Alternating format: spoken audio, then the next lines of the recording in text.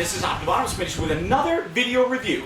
And today we're going to be taking a look at something big. Specifically, the biggest Transformer ever. Well, at least according to what the box says. At over 2 feet tall, and it says the actual size, which refers to the image of the robot mode here on the back. This guy is huge. Now, whether or not he's the biggest, we'll cover here in the review. But taking a look at the packaging first, absolute gorgeous artwork on here. I love the image of Metroplex with all the other Autobots kind of scurrying all over them. Really speaks to the size and massive nature of this character and the toy itself. Now for the rest of the box, you got the Transformers Generation logo there. You got that on that side as well. On this side, you just got some images of the toy through various conversion stages. And then on this side, you have a very big head and a little bit of a bio reading on Metroplex himself. And it says, the most vast and mighty Autobot ever created. Metroplex is a member of a race long thought of as nothing more than legend. He is impossibly ancient, brought online in a time before the long memory of his Autobot comrades even began. He is a living artifact of an era when Cybertron was united and needed defenders only against hostile outsiders. It is his memory of that peaceful past that drives him to fight for the Autobots. It is hope for the return of that peace that motivates him to crush every Decepticon he can see beneath his mighty feet. Taking a look at the back of the box, this is where you see that they talk about his actual size. Metroplex goes from here to here. This is a big toy, as I said, over 2 feet tall. And again, you got Metroplex, you got the 30th anniversary logo there. I mean, the box is just impressive itself. But really for the packaging, that's about all. So, without further ado, let's get this guy open and see how awesome he actually is. Starting things off first, we're going to take a look at Scamper. As you can see, he is a very tiny card, but very similar to what we got with the G1 version. And it really has that nice feel for it. Now, this being more of a kind of like a Cyberverse sort of figure, he does have a very simple transformation, but it's actually really nicely done. Now, as you can see, you've got a nice Autobot sticker right there, which you do have to apply by yourself. You got the gun up here. You got some really nice paint detail on here. You got the nice blue windshield. You got some silver. You got some gray bits. He's got 6 tires, and he rolls, and really, that's about it. Now, to transform him, you just separate these arms on the side, then rotate these legs down and around, go ahead and split them, then take this section here, rotate this out, you'll unveil like a little hook section right in here that you rotate this down, and then that grabs onto it. Then rotate his arms around, bring that down, and here you have Scamper. And again, very nicely done. I love the head on here. It's very hard to actually get in there to rotate his head because you got this back section here, but it's a good looking figure, and you can, I mean, if you wanted to, you can leave this pegged here on the back, or you got his hand. He also interacts with Metroplex himself, and I'll show that off here in just a second. But, I mean, very nice figure, and a lot of articulation really in it. This is more like a commander class kind of figure. The head is on a little bit of a ball joint, but like I said, it's going to be hard to get into it, to actually pose it. It's really kind of a pain in the butt, so it's almost like they shouldn't have even bothered to put articulation in there, but I appreciate that they did. The shoulders here are on ball joints, so nice range of motion, pretty much wherever you want to go. The elbows are on the same kind of ball joint. Rotate, it's a very nice tight joint. Nothing at the waist, but the hips also are on ball joints, forward, back, in and out, and he bends at the knee. So good articulation in this guy, wonderful poses that you can get him in, and like I said, it's nice to have this to be able to interact with Metroplex himself. Now to transform back, very simple. Going to take this off, rotate this up like so, bring these arms out, collapse this crotch area, and then rotate the hips down and around, then rotate his knees back up, tuck him in here, do that on this side as well, and then when you get it up in there, then squeeze them together, bring this down, rotate the arms so that the wheels are on the outside, and then you got a tab right here and a little hole peg that actually his hand grabs a hold of. You got this tab here that just tabs in the side. Push that in, do that here as well. both sides, boom, boom. You can take the gun. You can, if you really wanted to, have it rotated around like that, but it's kind of ugly. I prefer leaving it like that. It just kind of goes along with things a little bit better. But there's Scamper. And here we have Metroplex in his, what's affectionately known as his vehicle mode. The G1 toy had this as well. As you can see, it is a very similar design and look to that G1 toy. But this, in my opinion, is really kind of a throwaway kind of mode. It's better than the G1 version, mostly because they've added a lot of really cool things to it. But beyond that, though, it really isn't all that much. Now, one thing that I want to talk about is the sticker sheet. This is the sticker sheet for this guy. Now, at BotCon 2013, the Hasbro guys specifically apologized for this sticker sheet. The reasoning, not because the stickers are bad quality or anything like that, it's just, if I counted right, the last sticker, this is like, I see a total number of about 98 stickers on this.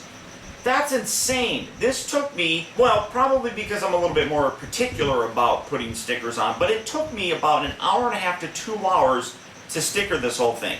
It looks gorgeous, but it is a very time-consuming process. Now, in addition to that, you also get a basically separate instruction sheet showing you where all the stickers go. I will note that there is a misprint of the stickers. I don't remember exactly which number they are, but there is a reversal of the numbers. When you're looking at this sticker sheet, it'll tell you to get, for example, sticker number 5, when they really want you to take sticker number 6. And where sticker number 6 goes, they really want sticker number 5. So, and those were just example numbers, but I don't remember exactly what it is. But if you get this, you'll find out it only happens one time. And then, of course, you have the very big instruction sheet. Both sides tells you how to change the batteries. One thing that it doesn't talk too much about is a lot of the extra, well, accessories and features of this guy. But this is it, and it's, like I said, kind of a throwaway sort of mode, but in my opinion, works and looks a lot better than the original G1 did. But as you can see, it looks a lot like the G1 did. You have the cannons here on the top of his shoulders that protrude outward, that fire forward. You have his forearms and his hands here in the back. Now, on the original G1, you could remove the hands. Some people have complained because the hands are visible here. You can at least tuck them up underneath there so it doesn't look too terribly ugly. But still, a lot of similar designs. Now, this big giant red cannon, I'm going to flip it around here. This big giant red cannon, obviously, Scamper decided to go flying away. This giant red cannon, this is a new addition to this figure. The G1 didn't really have a shoulder cannon such as this, but it's still a nice touch. And then you've got the button right here at the top, and it just fires the missile just like so. The missile is actually pretty small by comparison, and I have cat hair on mine, but I honestly would have expected a bigger missile to come flying out of this thing, but it's a missile. Now, one thing that's actually really cool is this actually works as like a command base. You can see, well, I don't know if you can actually see it, but through this little section right here, you got a red translucent bit that actually, it actually kind of has a target in there. And then as you can see, you have little control panels, which are stickers as well, and you have 2 little handles. And if you want to, you can take Scamper at this point in time, and you can actually have him hold these handles right here, and, well, you can make them fall down, but straightening him out, angling his arms down a little bit now. I'm having a hard time doing it, because I'm Optibotimus, and I have a hard time doing things sometimes. Get that like that, get that like that, and you can have him with his butt protruding, and you can have him manning this cannon sort of thing. That's one thing that was not on the G1 that I absolutely love how they were able to reuse this. Because you just fold his head down, as you can see, as opposed to the original G1 toy where you tucked it in and it disappeared. This folds forward. It doesn't have that collapsing gimmick itself. So I really like how they repurposed this into something that Scamper can actually use. Now, again, much like the G1 version, you have this ramp. The only thing that kind of sucks is there's actually a little stopper right here, so you can't push it all the way in. And it doesn't have any kind of a release gimmick right up here, which would allow the figure to shoot out. So really all you do here is you put it in, then you put it away.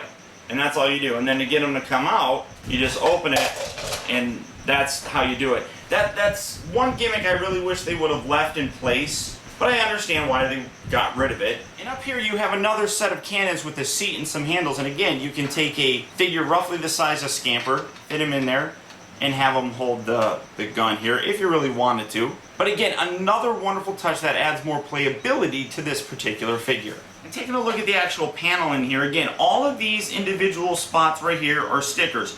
All of these little yellow bits are all individual stickers, and as you can see, he's got a lot of them all the way up and down this runway sort of thing. So the sticker detail on here is really nice, but also very extensive. Now, one other thing that's really very cool that they're able to add into this because of how big it is an actual sort of, well, if I can get it out, little crane attachment thing here. Tweezers. Boom. And as you can see, this is a wonderful little touch. It's all hinged on here by ball joints. You got a ball joint down here, it also rotates. You got a ball joint here, and it also opens right there. So you can sit there and be working on Scamper. And as I said, that's a wonderful touch that they can put in here just because of how much bigger their figure is and adds more playability to this guy. Now, as I said, Metroplex technically has 3 modes, this being the first one. The second and more, well, used mode, I suppose, would be his city mode. Now, to get to that, it's kind of a pain in the butt. You need to flip these legs around just like so, keeping these bits out. Do that on this side as well. Set that down, set that down. Then you're going to rotate his torso all the way around, just like that. Go ahead and slide these little bits forward like so. Do that on both sides. Then take this section here, open this up, do that on this side as well. Then you can angle these however you really want to. Usually I'll do it, well, do one here and then one here. And then you take this section and we're going to lift this up, well, fold that bit down, and then fold this up like so. Then you can keep this bit lifted up as kind of a guardrail, I suppose, if you really want to. And then doing that so you can see it a little bit better on this side.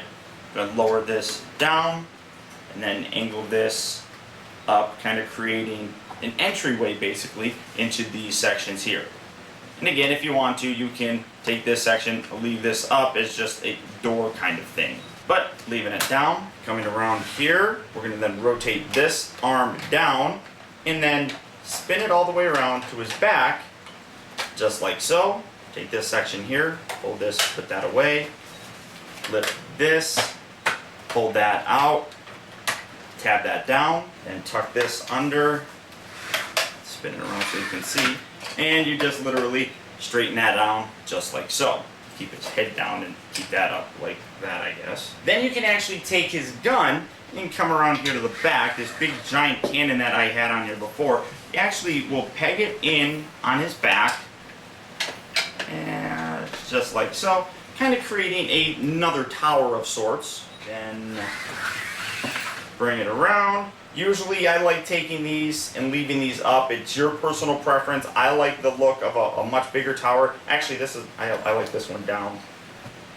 Hi, Burger. It's Burger. Hi, Burger.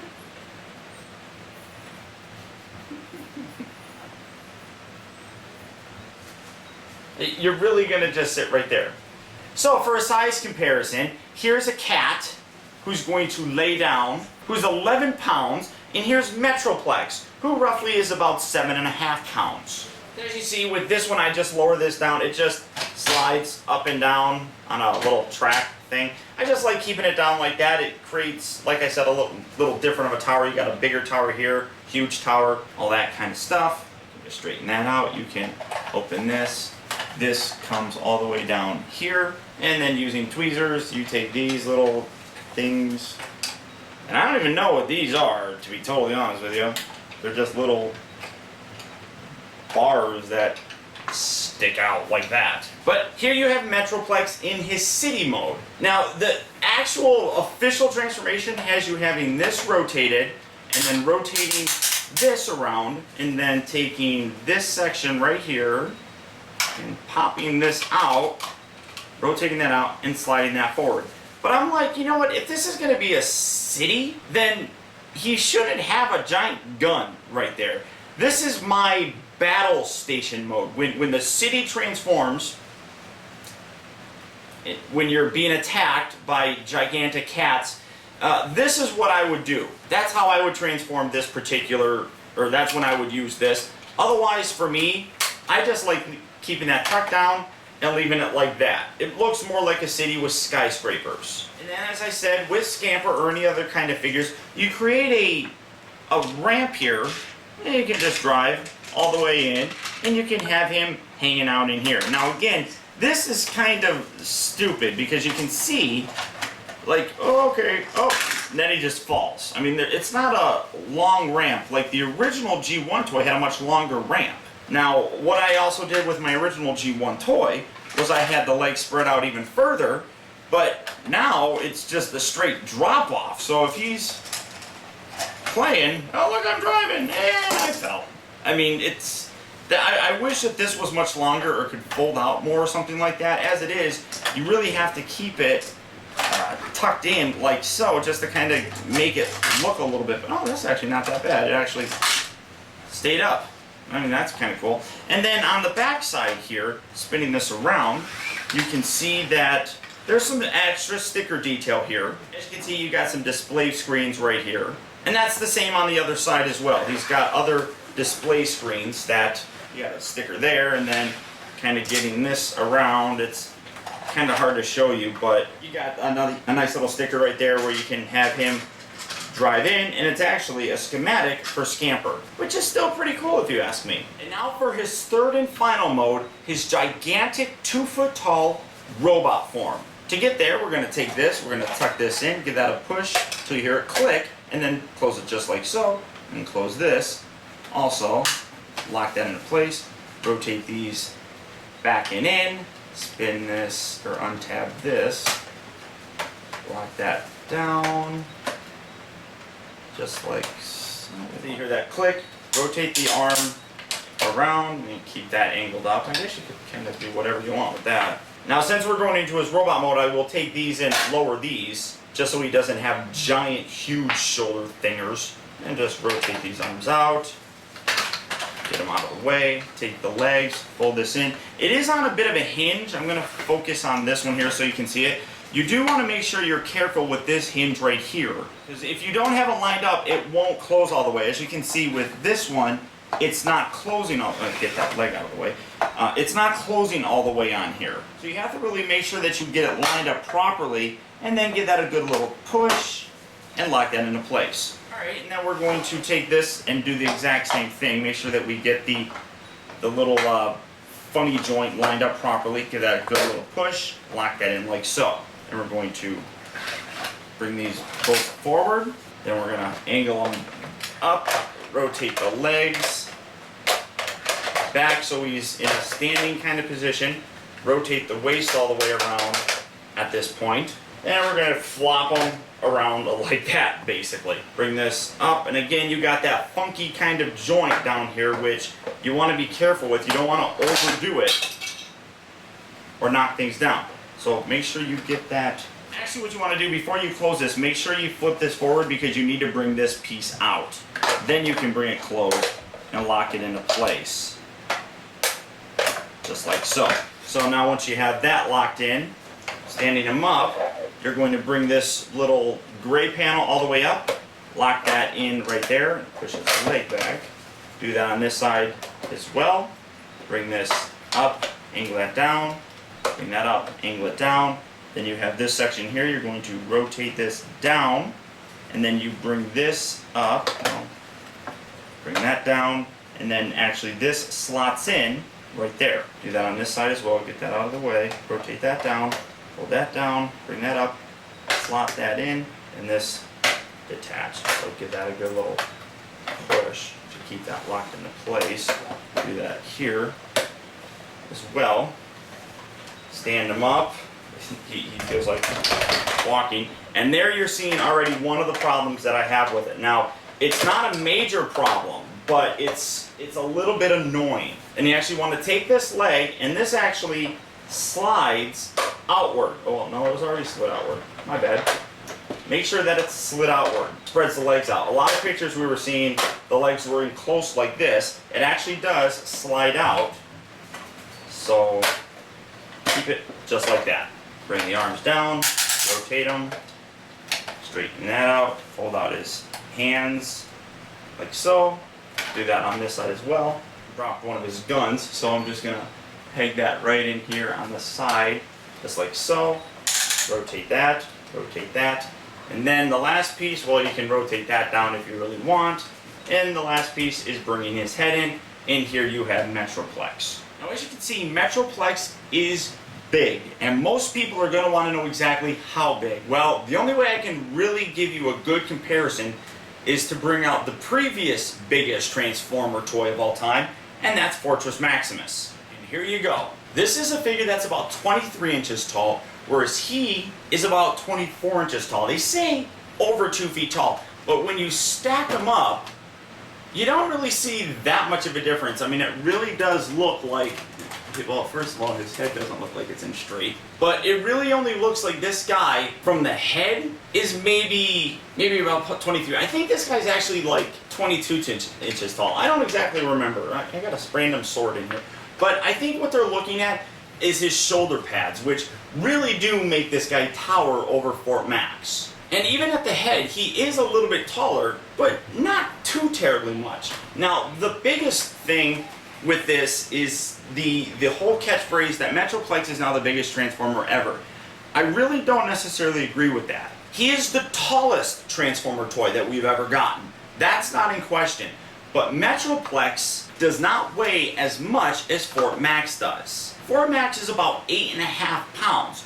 Whereas Metroplex is more along the lines of about 7.5 pounds. So in terms of weight and mass, Fort Max is still the biggest Transformer toy that we've ever gotten. I really don't like the fact that they use the biggest Transformer on his packaging, and that's how they're kind of selling him, because biggest is not the right word to use. The real verbiage should be the tallest Transformer, because this guy's still much more massive. And I should apologize, I didn't mean verbiage with that last description. I really meant that the adjective that I should have used was that he should be the tallest. Now, this is where I get a kick out of this. Everybody complains about the hollow nature of this figure. That's exactly what we had here with the original G1 toy. The transformation is exactly the same, for the most part. He looks the same. The only thing that's really all that different is that all this extra guns and things of that nature create 6-gun, which he doesn't have. And his fists come out in this figure. Well, his fists stay there the whole time. But it's just amazing, the size difference here. It's so cool. Basically what they did was they took the G1 toy, upsized it, added a bunch of articulation, a lot more detail, and really did exactly what the whole Classics and Generation line is meant to do. Update our original G1 toys and characters. And that's exactly what this figure is. Now, speaking of his articulation, it is amazing. The head will look left and right, and it doesn't look all the way left and right, but he's a giant robot, so he shouldn't watch where he's going.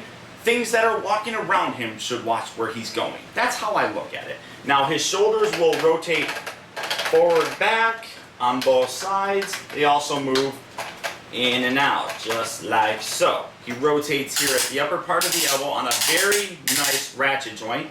Nice ratchet joint here also at the elbow. Wrists rotate. He's articulated at this joint on all 4 of his fingers. That's really all it is. You can see that it's kind of in this like cup look, and the thumb moves in and out. But that's still really good articulation that the G1 toy didn't have. Then he rotates here at the waist, obviously as part of the transformation. Now, my 2 biggest points of complaint would be the joints in his hips and his knees. Now, for kind of a demonstration, one thing that I've always loved about Fort Max and bringing him back out, he does have joints here. If you were to take this guy and hold him like this, his legs don't flop down. These ratchet joints are not going to move unless you specifically move them yourself. This guy, that's what I was talking about. That's the biggest problem. The joints here and on his knees are a lot looser than I really would have liked them. I mean, you can get a running pose. I wonder if I can actually get on the stand. Yeah, let's see. Yeah, no, maybe not. Oh, no, he's not going to do it. All right. But, I mean, he's got a lot more articulation. I just really wish that those two joints were much nicer. That's probably my biggest complaint on this figure. He still stands there perfectly fine. I mean, he's not a Voltron that's going to be leaning forward or anything like that. It's just those joints are a little bit weaker than I would have liked them to be. If those were tighter, I would have no problems. Now, he also rotates here at the upper part of, just above his knee. Nothing at the feet or anything like that, but again, you don't really need that much articulation in it, because anything that you add to it is already going to be better than that G1 toy. Now, the other really cool thing, and honestly, I don't even like this. You can take this off, and you can take this, you have him hold it, just slip it in here, and he's got a groove, and on the inside here, a slot where, the groove is here, and then you just fold this in there, get it in there like so, and that's how he holds his gun. Now, the Takara and the SDCC version will come with two of these guns. It also will have chrome thighs and a chrome face, much like, getting this back out, much like the original G1 toy. So I know a lot of collectors are really going to like that because it's going to more replicate how the G1 toy looked. And honestly, the shine on this figure looks a lot better than this one. So I can see where a lot of collectors will go for the SDCC or the Takara one. The SDCC one also comes with 12 little minifigures, like literally this big, that you can put all over Metroplex. That's a wonderful touch. And again, adds to the amount of playability on this particular figure. Now, the biggest thing that I want to show you, that I think is the coolest, is his head. One of the coolest parts that I think is that they thought to include stickers with little transformers actually in the windows, as if there's transformers inside Metroplex himself. Now, on the middle we have Optimus Prime and Ultra Magnus. Now, one of the coolest parts of this entire figure, and it's very, very simple, are the stickers here on the chest for Metroplex. They actually thought to put transformers in the windows as if there's actually robots inside Metroplex. In the center here you have Optimus Prime and Ultra Magnus. On the opposite side here you have Bumblebee. I don't know if you can see that. Right inside there you got Bumblebee. And then on the opposite side here, right in on this one, you have RC. That is something that is very simple, very subtle, but when I first saw it, really made me excited about this guy. Now, the other gimmick that this guy has is that he's got lights and sounds, but he also has one other piece of articulation. He has articulated eyes, which might confuse some people. So what you need to do is you just push this button all the way down, and you'll get this section here lighting up, and his eyes will blink, just like so. So you get some weird random sound, and then you have Metroplex saying some phrases as well. Decepticon deactivation commencing.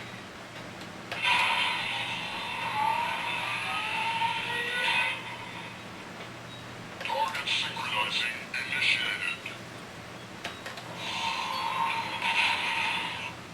Target obliterated.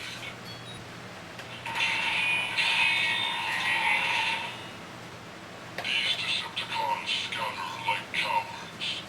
Kill all or one.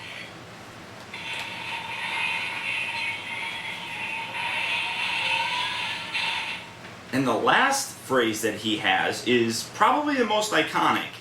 Metroplex heeds the call of the last prime. That's a direct quote from the actual video game. One thing that's really very cool is that while this has a very G1 inspired kind of look and feel, a lot of the elements are carried over from the Fall of Cybertron video game, including the voice. Now, as I mentioned, he's got articulated eyes. To actually utilize that, you come around here to the back of him, and you lift this section up. And you have a little red lever that's kind of hard to see, and all you do is move it left and right.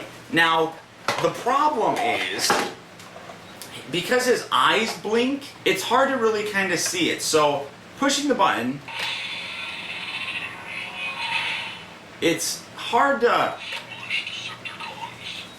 Let me try this one.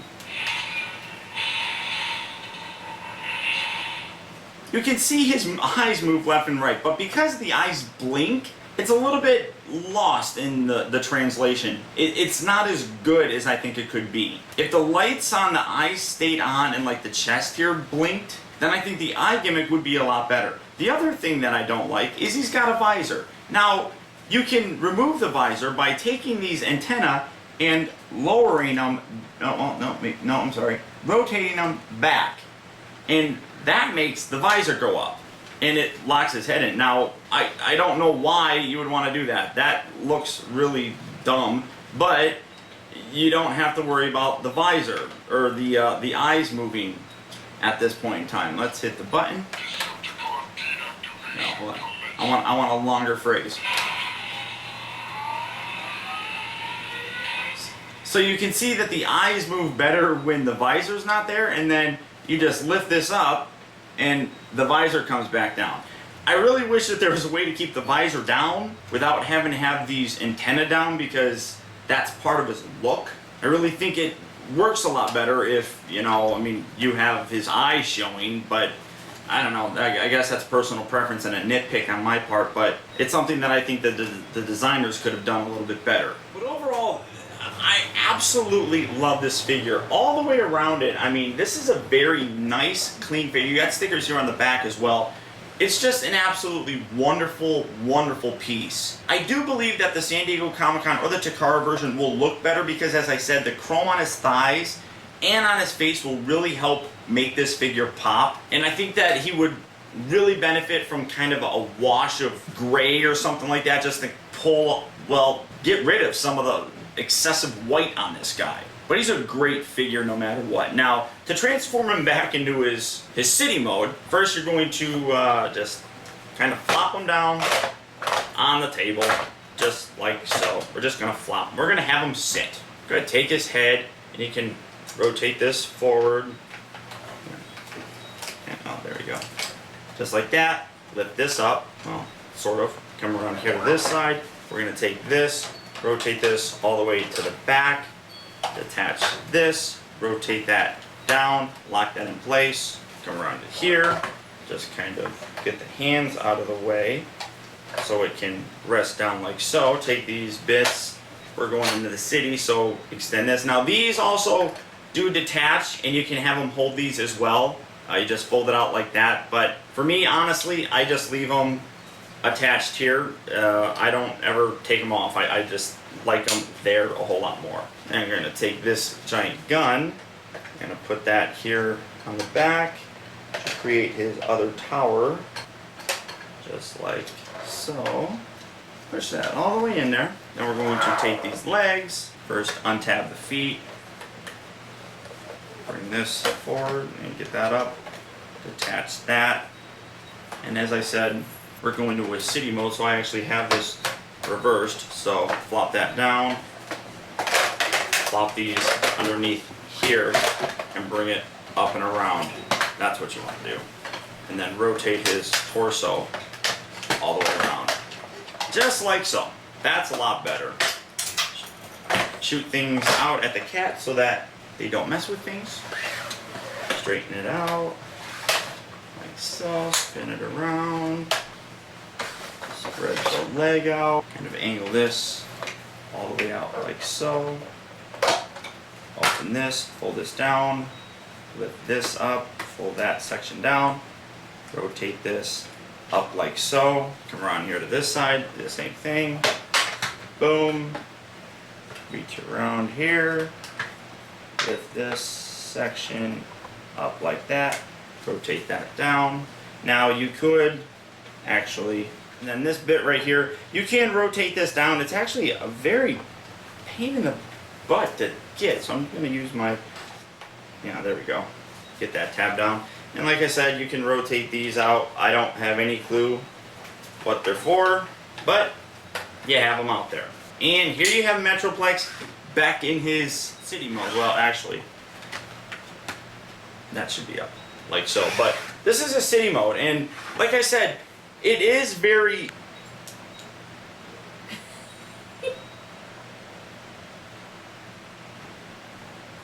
Get off the table! Get off the table!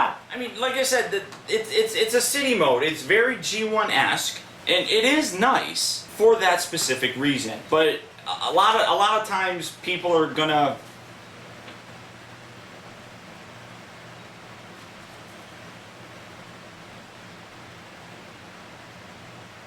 complain because, well, it as a generation transformer and a much